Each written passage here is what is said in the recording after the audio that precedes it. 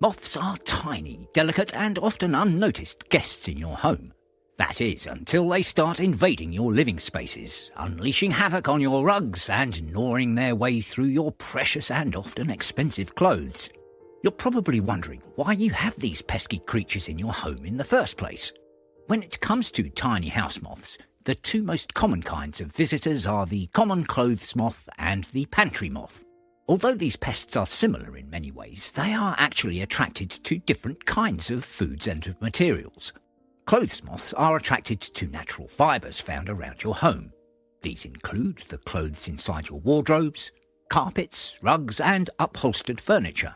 The moth larvae love to feast on delicate and often expensive materials like wool, silk and cashmere because they contain lots of keratin, a protein they can convert into valuable nutrients.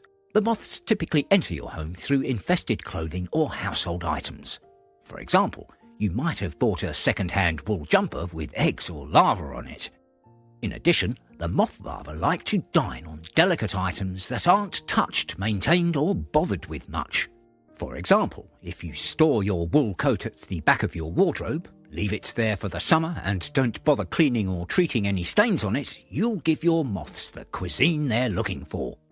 When you pull the coat out in the winter, it'll have a few holes in it. Another common type of moth found in the home is the pantry moth, also known as the Indian meal moth. These moths are attracted to cereals, pasta, flour, rice and dried fruits. They find their way into your home through infested food items. For example, you may unknowingly pick up a bag of rice from a supermarket with moth eggs or larvae inside. The problem can worsen if you regularly leave food containers like flour packets and cereal boxes open. By leaving the packages open, the pantry moths have easy access to a food source so they can thrive. In addition, the issue can escalate if you leave food on surfaces. For example, if you don't mop up crumbs, you essentially give the baby moths a meal to feast on. Once you've identified which type of moth you have, it's time to take action. Here's how to tackle a moth infestation in your home. Step 1. Identify the source. Check your kitchen cupboards, wardrobes, carpets and furniture to find the source of the problem. For example, the source could be an open and infested bag of flour or a wool jumper covered in larvae. Step 2. Get rid of the infested item.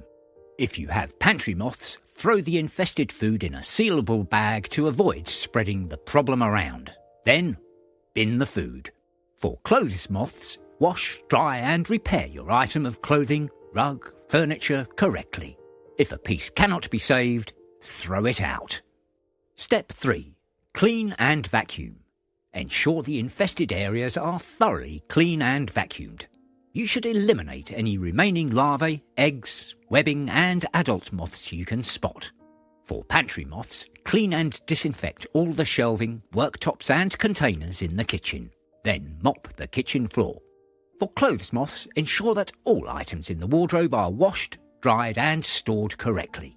Vacuum the entire wardrobe and clean all of the surfaces. Do the same for your infested carpets and furniture.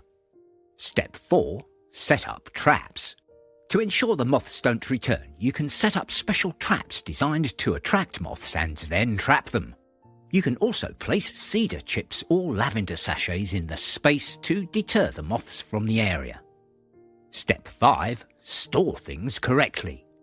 Before you put the containers and food back into your kitchen cupboard or store your clothes in the wardrobe, invest in better storage solutions so you can keep your items safe. For example, pop foods inside airtight containers and put your natural fibred garments in sealable airtight storage bags. And step 6, consider using stronger pest control methods.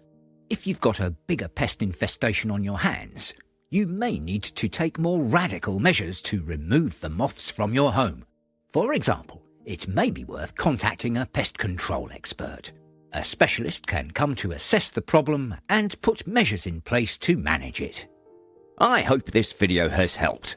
Don't forget to subscribe for more home care, laundry and washing machine tips.